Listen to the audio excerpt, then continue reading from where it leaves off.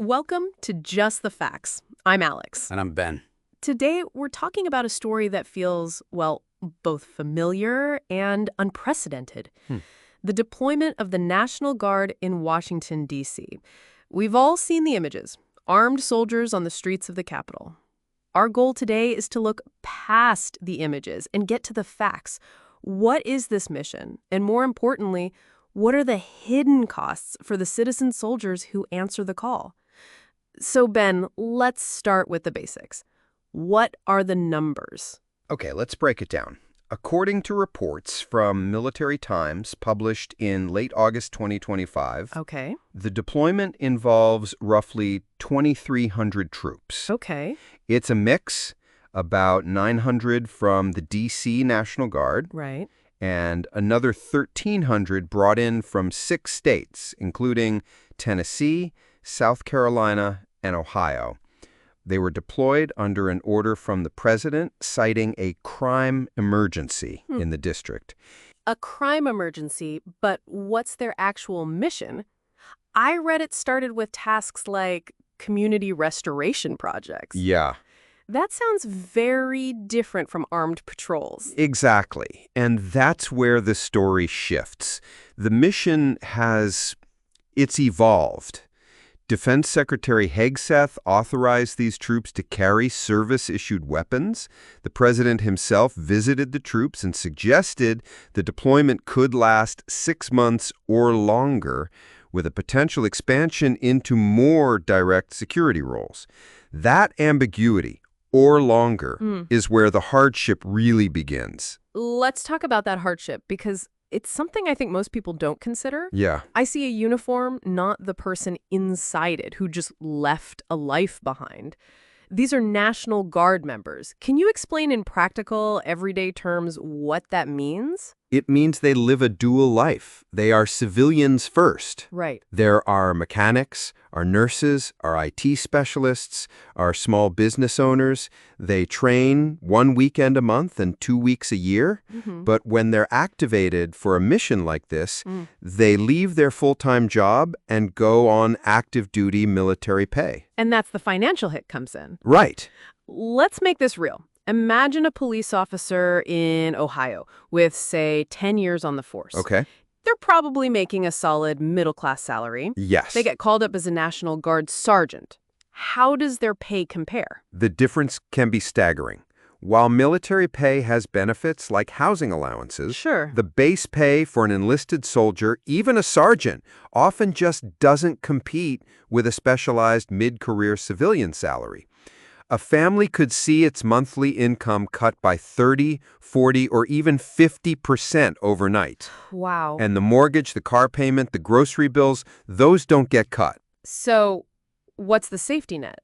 Is there a system in place to bridge that gap for these families who are suddenly struggling? There are support systems, but they're more of a life raft than a bridge. Organizations like Army Emergency Relief can provide grants and zero-interest loans. Military OneSource offers financial counseling, and these are critical for emergencies, but they aren't designed to replace a large, sustained loss of income for a deployment that has no clear end date. The financial stress is immense. So the family's budget is in jeopardy. Yep. What about the soldier's career? Can your boss in the civilian world just say, sorry, you've been gone too long. We've replaced you? Thankfully, no. And this is a critical protection we need to highlight. It's a federal law called USERRA, Uniformed Services Employment and Reemployment Rights Act. It is one of the strongest employee protection laws on the books. How does it work? In essence, it mandates that an employer must reemploy a service member returning from duty. They are entitled to the same job or an equivalent one with the same pay, seniority, and status they would have had if they'd never left. This protection covers them for a cumulative total of 5 years of military service away from that specific employer. 5 years?